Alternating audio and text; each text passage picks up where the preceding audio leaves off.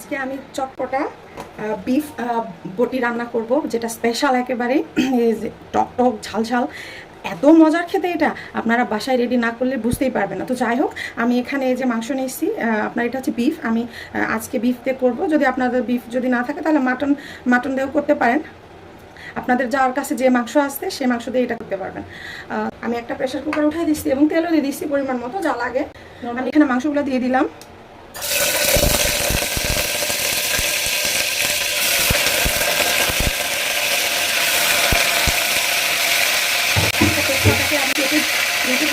আর হচ্ছে একটা বড় আলু, এটা আপনাদের মাংসের মাপ অনুযায়ী আপনারা ব্যবহার করবেন। আমি সাথে একটু পেঁয়াজ দিয়ে দিলাম।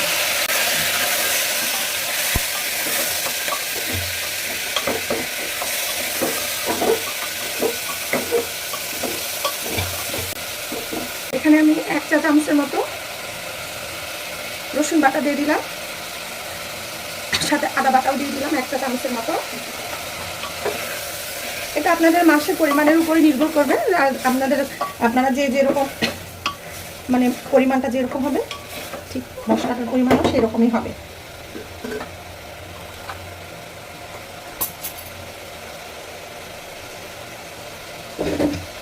আমি অল্প লবণ দিয়ে দিলাম 1 চা চামচের মতো।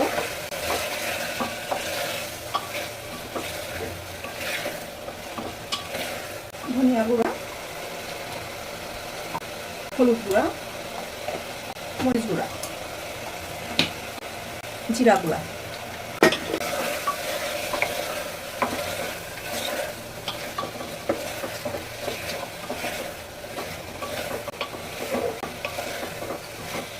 আমি এটা ততক্ষণই রান্না করব যতক্ষণ মাংস থেকে পানি বের হবে, ঠিক ততক্ষণ। আর এটা অবশ্যই আপনারা মিডিয়াম হিটে রান্না করে নেবেন।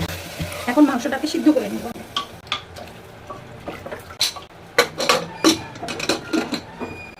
পানি আমার প্রায় শুকানো হয়ে গেছে। তো যেটুকু পানি আছে সেটুকু মানে পানিটুকু আমার লাগবে। আমি দেখাই দিব যে কেন লাগবে। তো এটাকে আমি এখন চুলা থেকে নামাই একদম ঠান্ডা করে নেব, তারপরে আমি ফিরে আসলাম। আমি দেখেন আমার এই টুকরোগুলো কিন্তু একদম ঠান্ডা হয়ে গেছে। আর গরম নেই, তবে গরম অবস্থায় এটা কোনো কাজে ব্যবহার করা যাবে না। তাহলে এটা আমি সরাই রাখতেছি। আর এখানে আমি কি অ্যাড করব আমি সেটা আপনাদেরকে দেখাই দিচ্ছি। ফার্স্টেই দেখাচ্ছি লেবু। যেহেতু এটা চটপটা হবে সেহেতু এখানে আমার 1.5 টেবিল চামচের মতো লেবু আছে। আপনাদের স্বাদ অনুযায়ী আপনারা ব্যবহার। এখানে আছে আমার কর্নফ্লাওয়ার, এটা আমার চাট মশলা, গোলমরিচের গুঁড়া, এখানে আছে আমার এটা হচ্ছে জিরা গুঁড়া, আর এটা হচ্ছে চিলি ফ্লেক্স, যেটা এমনি নর্মাল একদম শুকনো চিলি মানে শুকনা মরিচ, এটা মানে শুকনোটা, সেটা আমি পাটায় একটু বেটে নিচ্ছি আর কি। আর এটা কিন্তু তেলে নেওয়া না, একদম সরাসরি শুকনোটা। ঠিক ধনিয়াটার ক্ষেত্রেও একই অবস্থা, এটাও কিন্তু কাঁচা ধনিয়া তেলে নেওয়া না, জাস্ট আমি একটু ভেঙে নিছি। যে দেখুন এই কোটিংটার কারণেই কিন্তু এই আপনার বটিটা স্পেশাল হয়ে যাবে, মানে মাংসটা স্পেশাল হয়ে যাবে। তো সব কিছু দিয়ে দিলাম। আমি দিয়ে দিলাম লবণ। আমি তখন লবণ কম দিয়েছিলাম, আর যেহেতু লেবু দিলাম সেহেতু আমার আরেকটু লাগবে। এখন আমি ভালো করে এটাকে মাখায় নিব। আর আমি কিন্তু এখানে গোলমরিচের গুঁড়োও ব্যবহার করছি। তো আমার যাই হোক ভালো করে আমার কোটিং করে নেওয়া হয়ে গেছে। এখন এটাকে মেখে এখন ডুবো তেলে ভেজে নিলেই হবে। আর আপনারা যদি রং পছন্দ করেন তাহলে একটু লাল কালারটা দিয়ে দিতে পারেন, দেখতে আরও বেশি ভালো লাগবে আর কি। তাহলে চলেন আমি এটা এখন ভেজে নিব তেল। তো আমি কড়াই বসাই দিচ্ছি আর আমি তেলও দিয়ে দিচ্ছি পরিমাণ মতো, যা লাগবে আর কি। এখন আমি তেলটা গরম হয়ে গেছে ভালোভাবে। আমি এখন এই টুকরোগুলোতে কোটিং লাগায় আমি এখন তেলে দিয়ে দেবো ভাজার জন্য।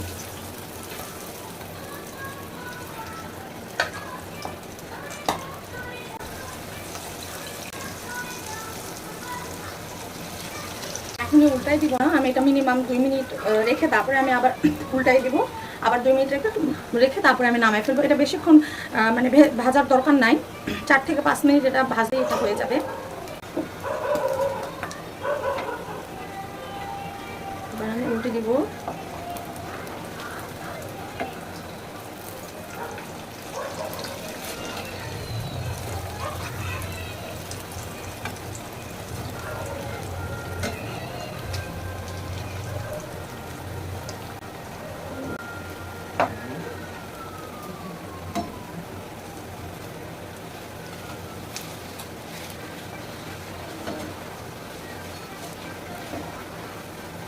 ভেজে নেওয়া হয়ে গেছে, আমি এখন উঠাই।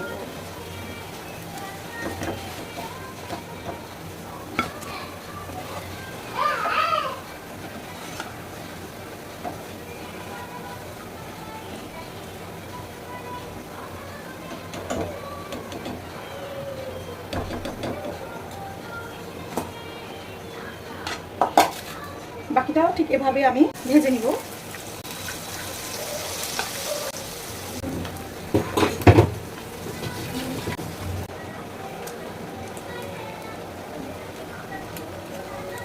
হয়ে গেছে আমার, আমি এটা তুলে নিলেই হয়ে যাবে। হয়ে গেল আমার বটি স্পেশাল। আপনারা অবশ্যই বাসায় ট্রাই করবেন আর কমেন্ট করে আমাকে জানাবেন যে কেমন লাগলো খেতে। এটা কিন্তু অসম্ভব মজার একটা রেসিপি। আপনারা চাইলে সন্ধ্যার নাস্তাতেও এটা দিতে পারেন, আবার এমনি এমনি নান রুটি, পরোটা, নর্মাল রুটি, বিরিয়ানি, সাদা পোলাও যেটা, সেটার সাথেও আপনারা সার্ভ করতে পারেন। আর আমার রান্নাটা যদি আপনাদের ভালো লেগে থাকে তাহলে অবশ্যই ফার্স্টে আপনাদেরকে যেটা করতে হবে, চ্যানেলটা সাবস্ক্রাইব করতে হবে আর লাইক, কমেন্ট, শেয়ার অবশ্যই করতে ভুলবেন না। আপনারা ভালো থাকবেন, সুস্থ থাকবেন। দেখার জন্য ধন্যবাদ।